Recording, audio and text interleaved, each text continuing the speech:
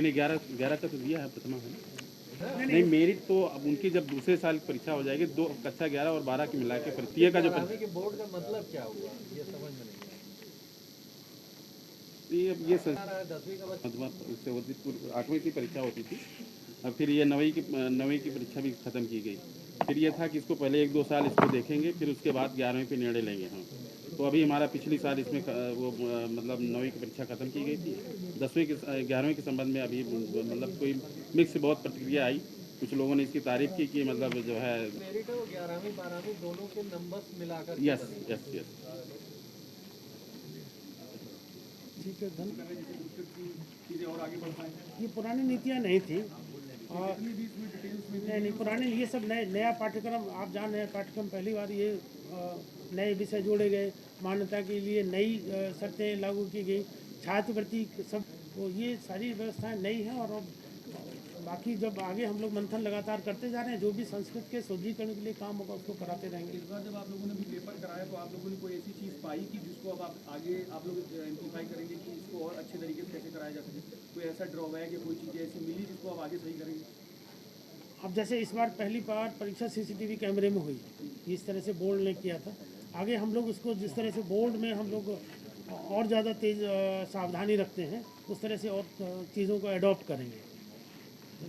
अत्यंत हर्ष का विषय है कि आज अक्षय तृतीया के पावन अवसर पर उत्तर प्रदेश माध्यमिक शिक्षा परिषद लखनऊ के द्वारा हमारे संस्कृत की पाठशालाओं में जो बच्चे पढ़ रहे हैं उनका परीक्षा फल घोषित किया जा रहा है। ये परीक्षाएं हमारी जो है 27 फरवरी से 12 मार्च के मध्य संपन्न हुई हैं और इनका 11 मूल्यांकन केंद्रों पर दिनांक 18 मार्च से 27 मार्च तक इनका मूल्यांकन किया गया।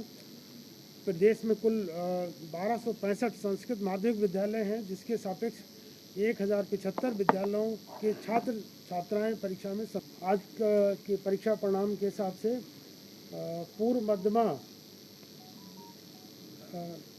परीक्षा में कुल 24,649 परीक्षार्थी पंजीकृत हुए, जिसमें 24,045 संस्थागत और 604 व्यक्तिगत परीक्षार्थी शामिल हैं। परीक्षा में कुल 18,107 परीक्षार्थी सम्मिलित हुए। ये 24,649 ये पंजीकृत की संख्या है और ये सम्मिलित होने वाले की संख्या 18,107 परीक्षार्थी हमारे सम्मिलित हुए, जिसमें से 17,618 संस्थागत और 489 व्यक्तिगत हमारे परीक्षार्थी हैं।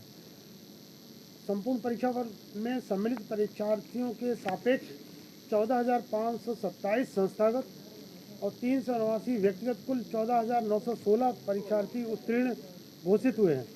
संस्थागत परीक्षार्थियों का उत्तीर्ण प्रतिशत 92.58 है और व्यक्तिगत परीक्षार्थियों का उत्तीर्ण प्रतिशत 92.61 है। पूर्व मध्यमा के संपूर्ण परीक्षार्थियों का उत्तीर्ण प्रतिशत 92.58 है।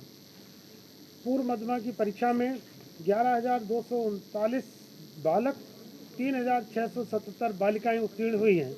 बालकों का उत्तीर्ण प्रतिशत 92.62 है और बालिकाओं का उत्तीर्ण प्रतिशत 92.45 है।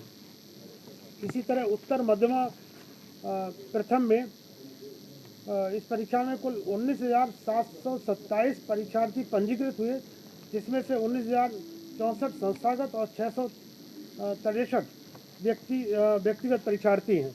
परीक्षा में कुल 15,645 परीक्षार्थी सम्मिलित हुए, जिसमें से 15,126 संस्थागत और 519 परीक्षार्थी हमारे व्यक्तिगत परीक्षार्थी के रूप में सम्मिलित हुए हैं।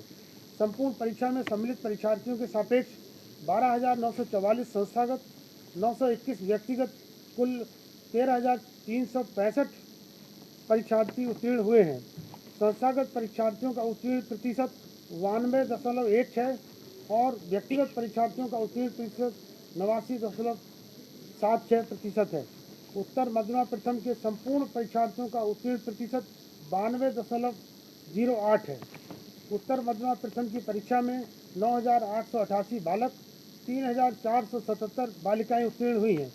बालकों का उत्तीर्ण प्रतिशत 92.51 है तथा बालिकाओं का उत्तीर्ण प्रतिशत 90.87 है।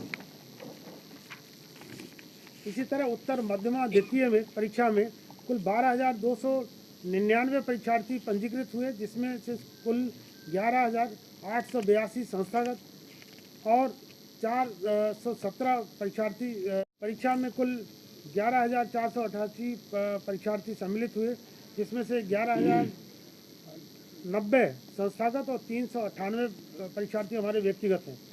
संपूर्ण परीक्षा में सम्मिलित परीक्षार्थियों के सापेक्ष 9,247 संस्थागत और 314 व्यक्तिगत कुल 9,561 परीक्षार्थी उत्तीर्ण घोषित हुए। संस्थागत परीक्षार्थियों का उत्तीर्ण प्रतिशत 88.05 तथा व्यक्तिगत परीक्षार्थियों का उत्तीर्ण प्रतिशत 81.34 रहा। उत्तर मध्यमा द्वितीय के संपूर्ण परीक्षार्थियों का उत्तीर्ण प्रतिशत 87.82 है। उत्तर मध्यमा द्वितीय की परीक्षा में 6,876 बालक एवं 2,685 बालिकाएं उत्तीर्ण हुई। बालकों का उत्तीर्ण प्रतिशत 87.18 है, बालिकाओं का उत्तीर्ण प्रतिशत 89.850 है। ये परीक्षाफल हमारा संस्कृत शिक्षा परिषद की वेबसाइट पर जन सामान्य के लिए उपलब्ध है। इसमें जो मेरिट लिस्ट है उसमें मैं आपको सूची उपलब्ध करा दे रहे हैं, आप चाहें तो इसको सूची उपलब्ध करा देते हैं। और बोलने काफ़ी लंबी सूची है, मैं इसमें हाइलाइट्स इसके कुछ आपको अवगत कराना चाहूँगा कि हमारे इस वर्ष जहाँ संस्कृत शिक्षा परिषद के विद्यार्थियों में की संख्या में वृद्धि हुई है, वहीं उनके परीक्षा फल में भी सुधार हुआ है।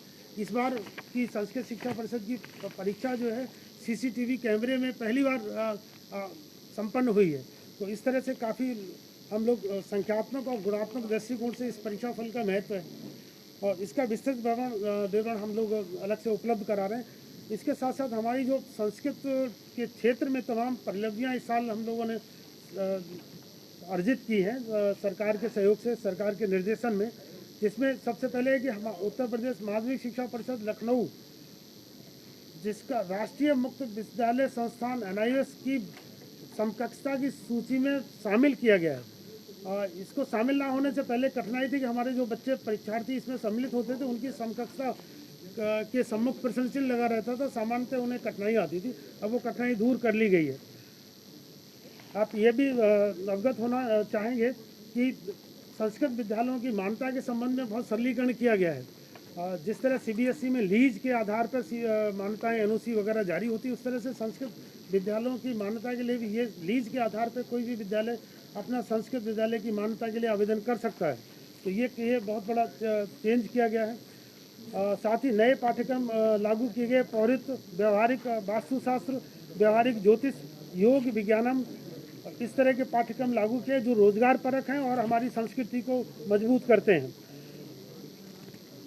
हम आप जैसा अवगत हैं कि आधुनिक विषयों में हमारे संस्कृत विद्यालयों में भी NCERT की किताबें यथावत लागू की गई हैं और इसमें जिससे हमारे बच्चों का आधुनिक और ये अभी गत दिनों ही हमारे संस्कृत विद्यालयों में जो मानदेय शिक्षक थे उनका मानदेय में उल्लेखनीय वृद्धि की गई है, जहां 12,000 से 20,000 किया गया है और 15,000 से संस्कृत शिक्षा के उन्नयन में बहुत बड़ा योगदान है।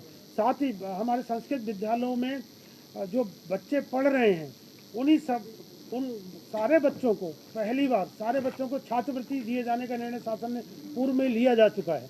इससे हमारे संस्कृत शिक्षा का उन्नयन होगा, बच्चे संस्कृत में पढ़ने के लिए प्रोत्साहित होंगे और हमारी संस्कृति को मजबूत करेंगे।